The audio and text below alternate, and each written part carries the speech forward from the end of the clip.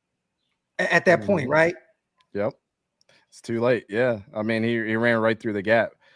This is not Jackson Powers Johnson's fault here. No, not at all. This is 78. Again, if you're going to play offensive, you got to notice that the middle linebacker is signaling already. Yep. Look, he's got a pointed finger up. They're running this way. Yeah. You have 12 personnel here. Noticing that you get a tight end and a running back on this side. Yeah, most likely they're probably going to favor this side. He's not stupid. It's very elementary. So this is why 78 got fired and Jackson Powers Johnson came in and got here. It also helped that Levin took a bad angle, bad read on that. Yeah. You know, what you do want to see in that situation from 78 is it looks like it's supposed to be a combo block, but he's committed to, you know, kind of just blocking down on this dude. He's way too committed, or either he feels like this other tight end is going to come inside. So I'm not sure if it's not just understanding the protection, or he just has way too much faith that this linebacker is not going to come in and make a play. Right. Either way it goes, if you're getting flooded, which is, you know, you're having all these guys chase after the play, somebody's going to eventually get to him. Right. You're not as fast when you're shuffling. They're not running in a straight line here. So what do you rep that rate right there, Tay? On like from a scale of 1 to 10, Jackson Powers Johnson at guard, combo block with the center. What do you rate that rep right there alone? That we're looking at? Again, I'm looking at the hash marks, right? The ball is right there on the long line. It's not on the short line. The hash. Look where his feet are. That's a great rep. He's not pushing forward. Great rep. He's not letting him get to that. I mean, granted, he's got help here, right? But I think he could have handled this guy on his own. Yeah. And this is what you like to see from your center. This is why this is the job interview right here for a center. Yeah. Don't let this guy get tugged to the left or the right side. And you can see based off of how well Oregon played last year, you know, and we can't deal with whether if they were in the SEC, they're in the Pac-10, right, or Pac-12 or whatever that is now, right? I'm a little old, but you know, Oregon's offensive line was dominant, man. You know, they led the nation with 5 sacks allowed, 4 fewer than any other FBS team. You know what I mean? And I was, you know, was doing my research on them when I was, you know, I'm about to do a tape on Jackson Powers Johnson myself, man. And like them not allowing sacks in like 9 games, bro, including 6 of the last 7, was unbelievable, man. So we can't really say they were a poor offensive line. The thing about Jackson Powers Johnson for me that I love the aggressiveness. I love the fact that, you know, like the one thing that I noticed about Andre James that has always been an issue for me is the amount of it almost seems like he's getting dog walked all the time. It doesn't seem like he's ever in a position of strength where he's actually imposing his will on the defensive tackle. With this kid, we know that's what we're going to get, right? The only thing that I worry about with Jackson Powers Johnson is he an injury-prone guy? Because, you know, if I'm being honest, this is a guy who practiced like 2 days at the Senior Bowl and was hurt. This is a guy that's hurt now. So this has been an injury-prone guy, man. And, you know, I hope that we didn't get the Raider curse of Jackson Powers Johnson getting drafted and right after him, Edgerrin Cooper being picked, and Edgerrin Cooper becomes a Hall of Famer. Hey, Wasted, can I be honest too? Once I talk shit about your jersey and hat, you wouldn't change, bro. You lost. No, that's not why I changed. I changed because I was freezing, bro. Do you think that I care about your opinion about me?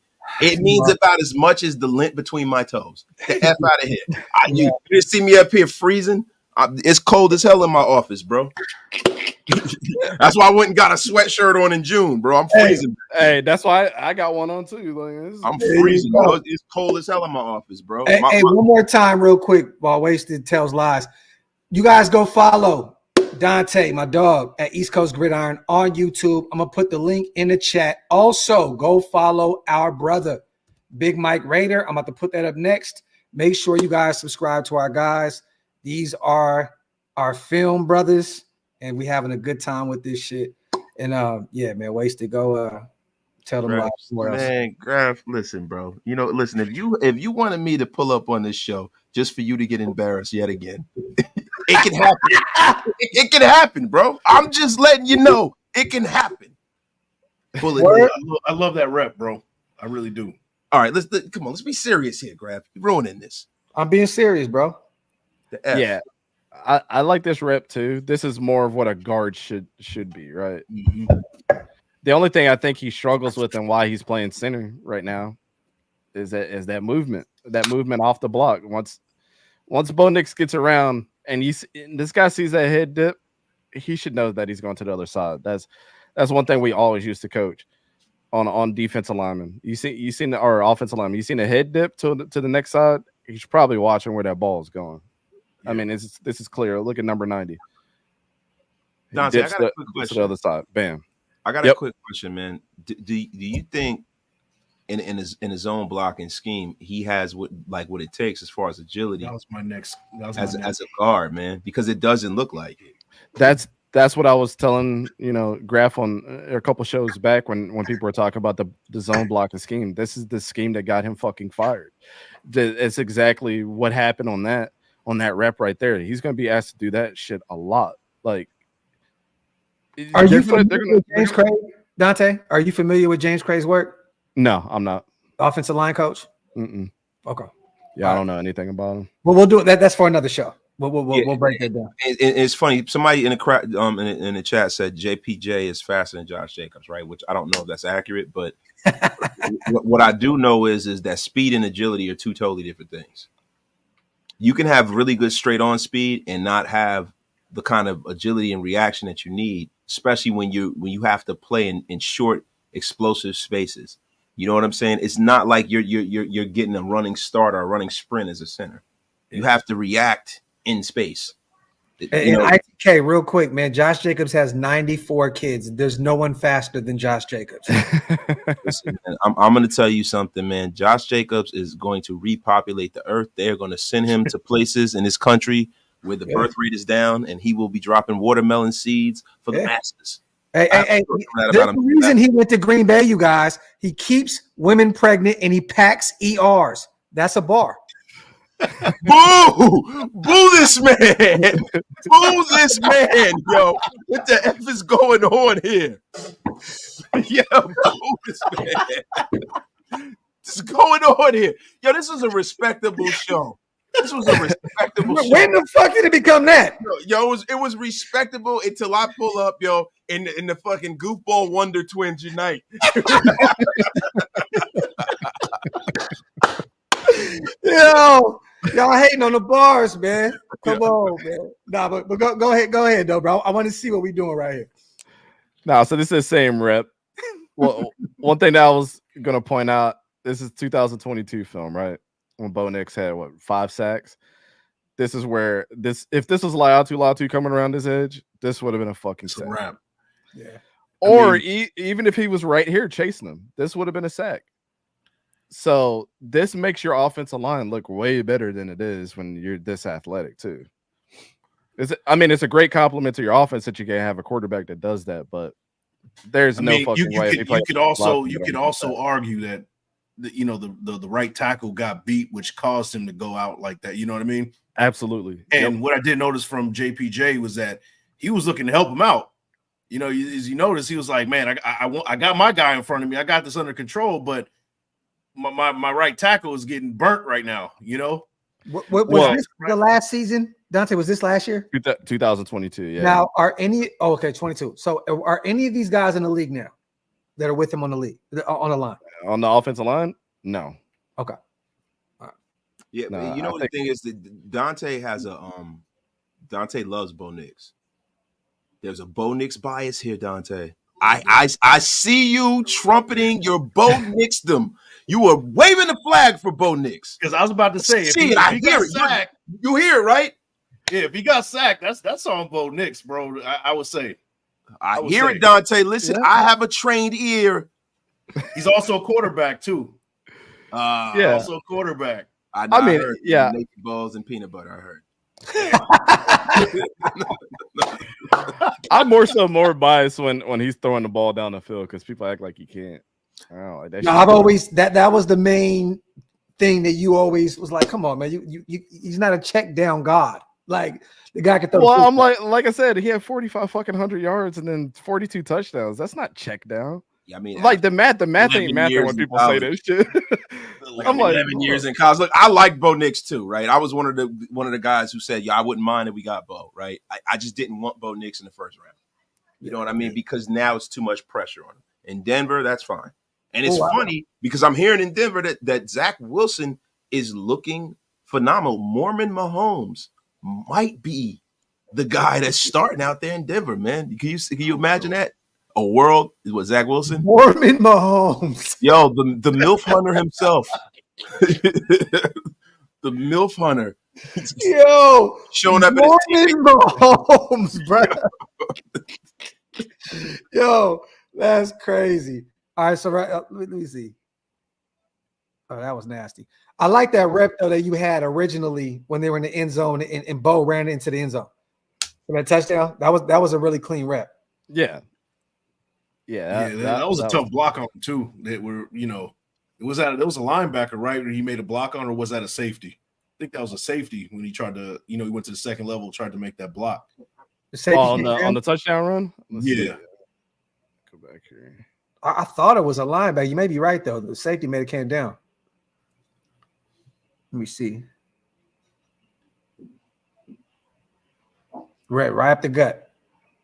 That looks like a safety. Yeah, it was a safety. You're right. Mm-hmm. But this is, to me, right here, a great play. Yeah. This is understanding your blocking scheme here. But again, you would like him to hold on just a little bit to that block, force him inside. Again, he doesn't have eyeballs behind his head, whatever. But the guy almost got off that block and then made a tackle. Dante, I gotta ask you, a tough block though, bro. That's a tough block too. It is. Real quick, I just noticed something about what I've gotten from this film study is that 78 is horrendous. Horrendous.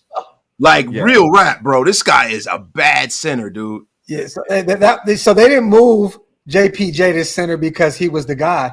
They moved him because he wasn't the guy. I mean, Dante, am I wrong? This kid's horrendous.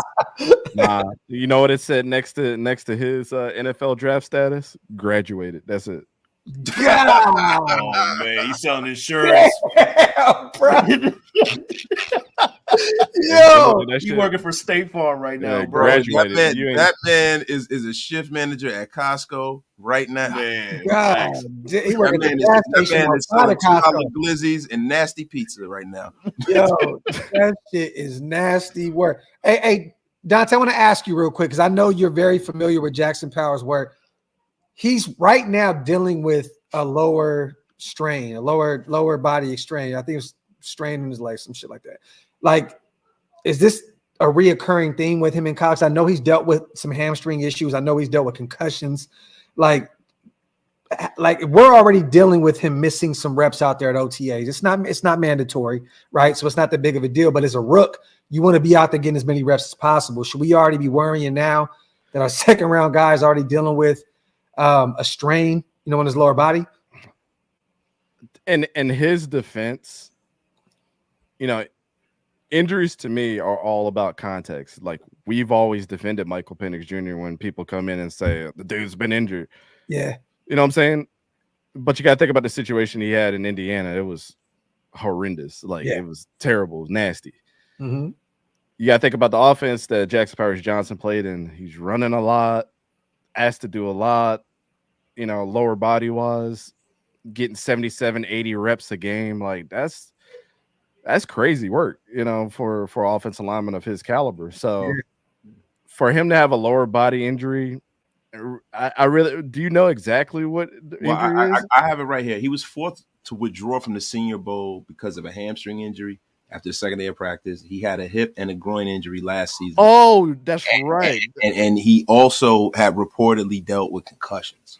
Yes. The concussions part of it is the thing that worries me because who gets more contact than a center?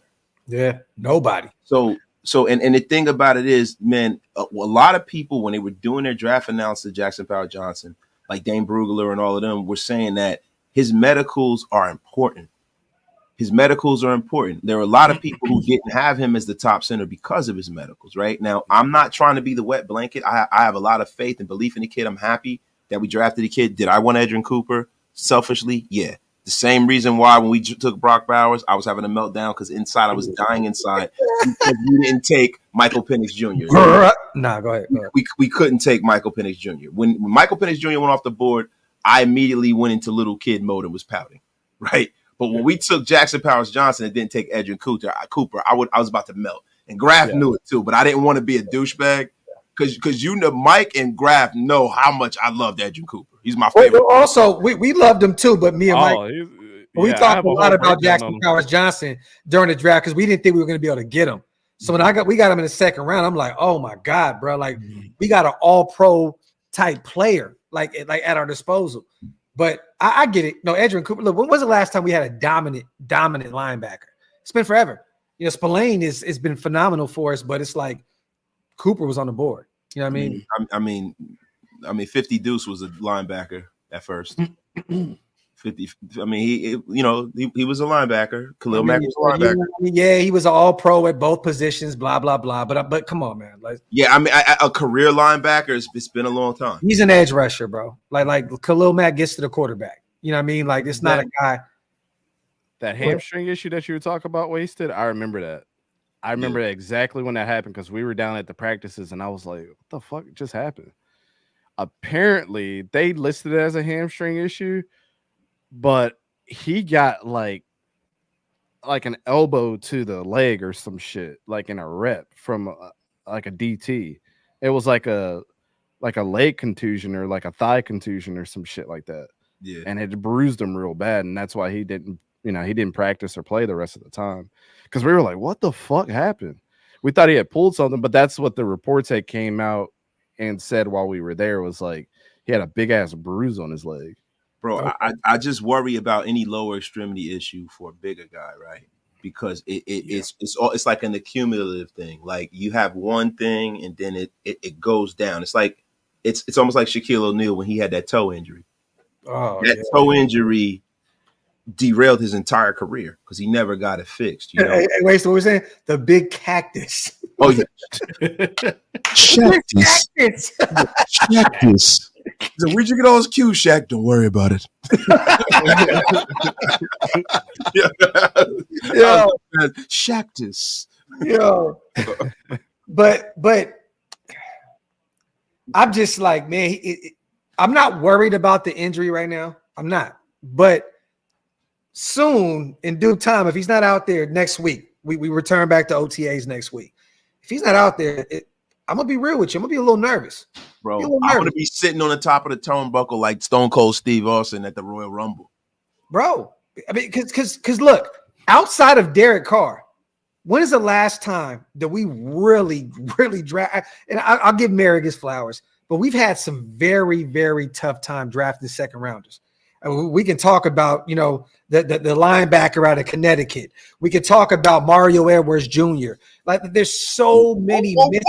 Whoa. Mario Edwards Jr. was a baller for us, man. No. He wasn't a baller, but I mean. He's still in the league, too. I like Mario Edwards Jr. I like Mario, too. Bro, I just seen him at the barbershop the other day. Salute to Mario Edwards. Good dude. I'm not saying he's not a good, but he was not a great second round pick for us, bro. Like, let's just keep it. Could have been. They should have kept him. I could never understood why we moved on from him so quick. Let the guy freaking develop. I liked Mario Edwards, man. Dante, what say you? Did you like Mario Edwards, or do you even know who the hell he is? To be honest, I don't remember who Mario Edwards is. And you know what's funny? And guess what? Dante, you just won this battle for me right now because you don't know who he is. So but Dante, you're young, right? Mm-hmm.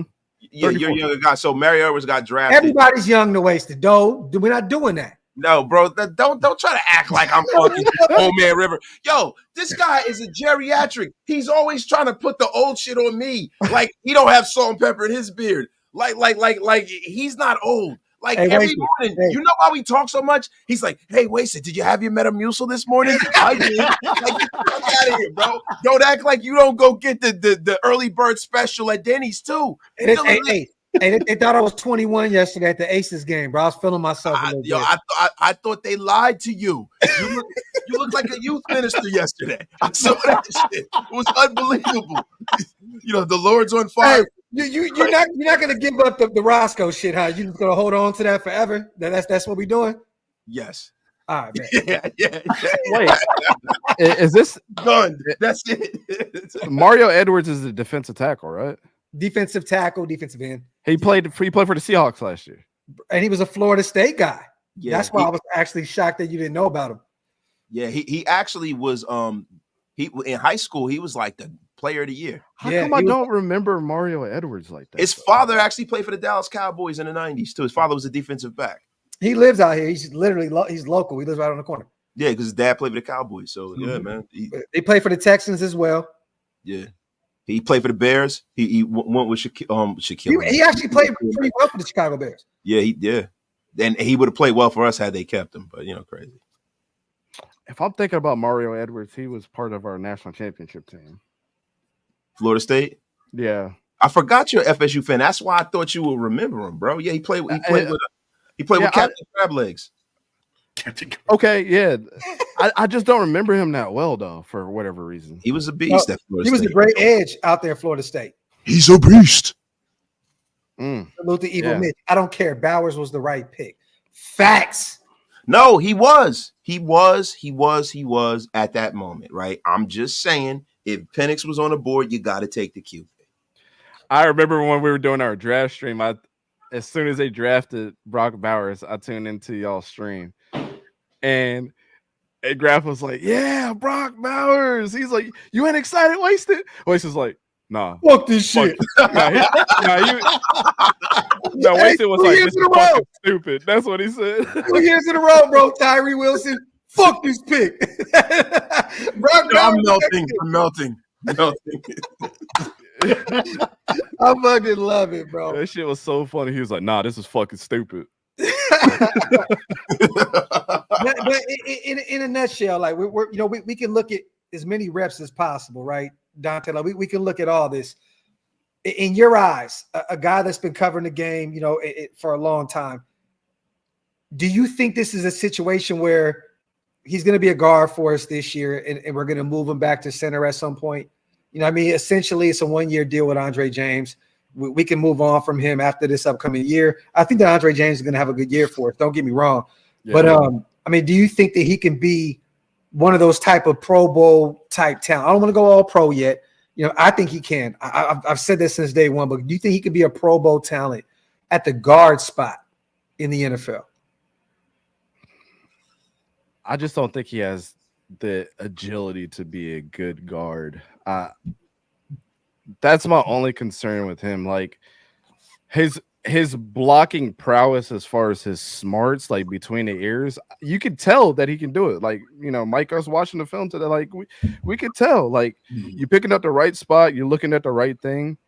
But I don't think his physical attributes say that he's a guard more than he is a center right now. I think he likes to attack too much instead of be patient. Like guards and tackles have to kind of be patient and pick your poison.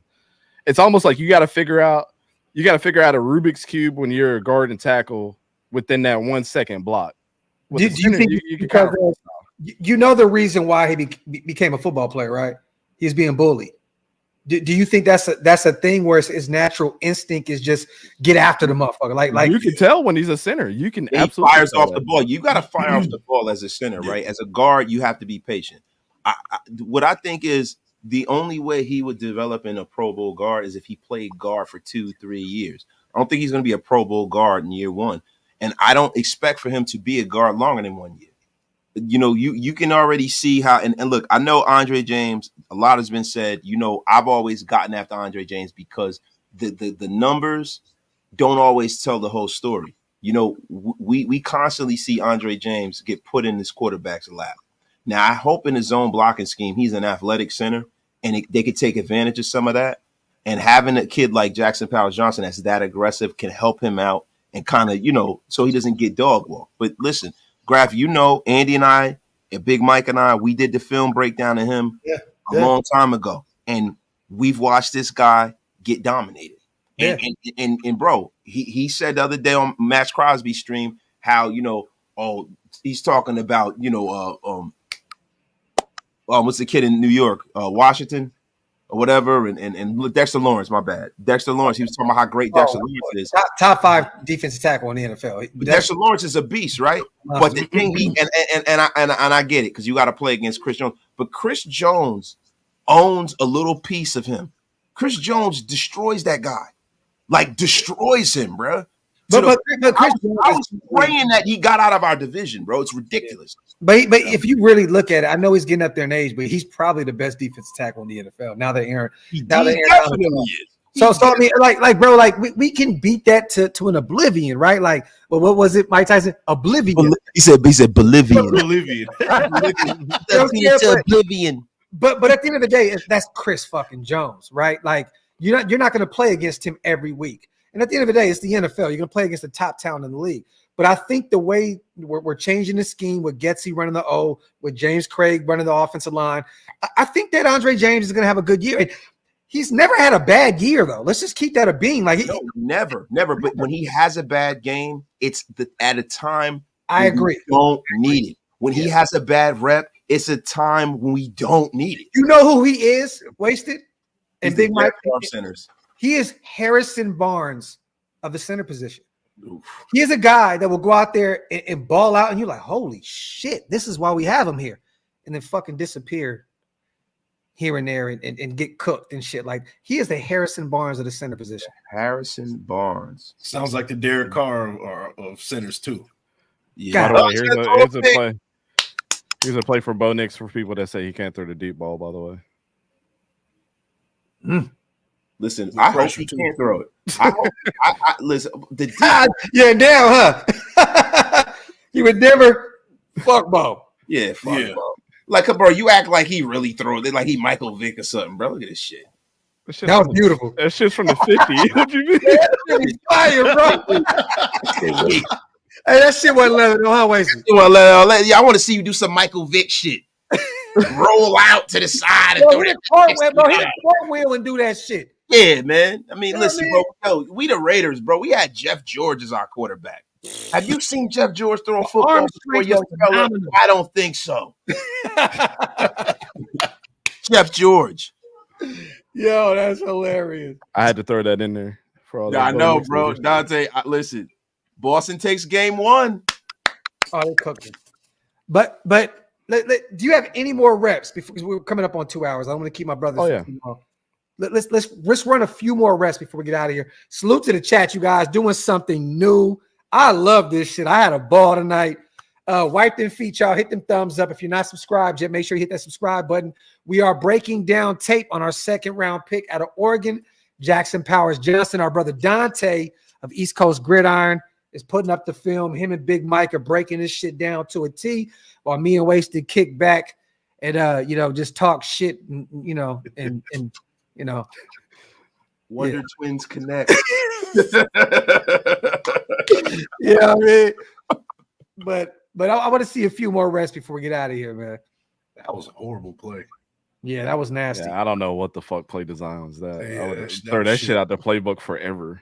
That's not Bucky, huh? Is that Bucky? Yeah, I think this rep was Bucky right here. Is it? Yeah, this is Bucky. Okay, that didn't even look like him. I mean, Jackson did. He didn't blow his assignment. Yo, number 71 is ass too. Let's put it out. Like, yes. Yo, bro, because here's another thing that we're not talking about. JPJ he was looking to his right every play on pass blocking situation. It was like he had to worry about 2 different assignments, bro. Like, this is why you know your shit.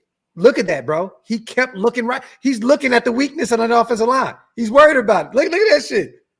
That's crazy. That's not good, bro. That's a weakness as an offensive lineman. You gotta stay to your assignment. I mean, sometimes you could come up and help your teammate out, but that's a way to give up on the move, or like a Dexter Lawrence coming at you that's just gonna twist your shit in if you look in the opposite way. Yeah, you definitely can't do that in the league. You got to worry about what your job is, but knowing that you have somebody to the right of you that can do their job also helps too.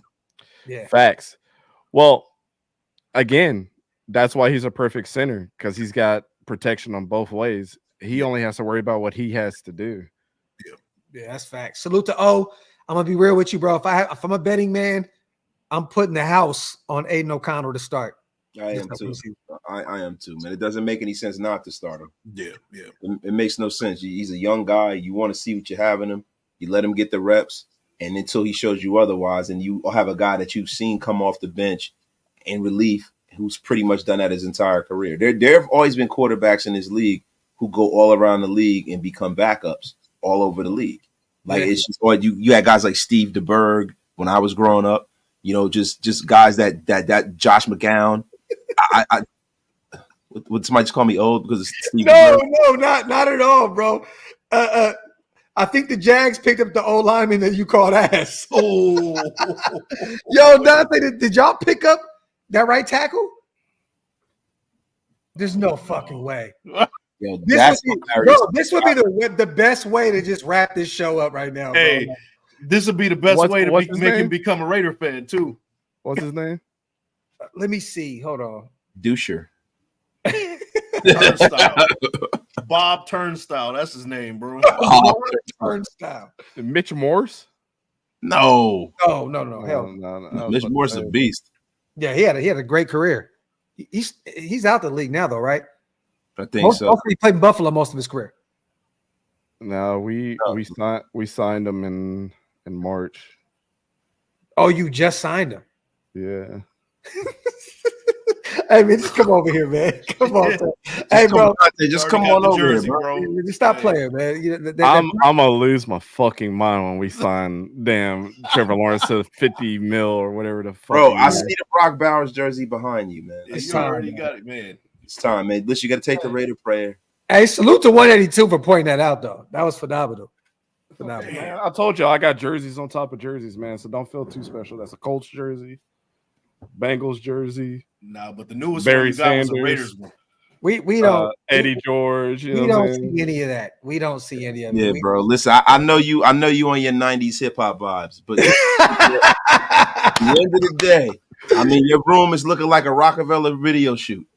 Yeah, bro. Remember that back in the day? They used to be doing nasty work, man. Jokers from Philly rocking Titans jerseys, man. It's crazy. And I love this. Salute to Jerome real quick. And once again, let me just say thank you to my brothers, man. All three of you guys for pulling up. This was just fun. We needed this. It's slow right now. You know what I mean? And it just in the NFL, period. Just thank you so much, Dante, man, Big Mike. You know what I mean? For you guys coming over, man, and putting your expertise on this.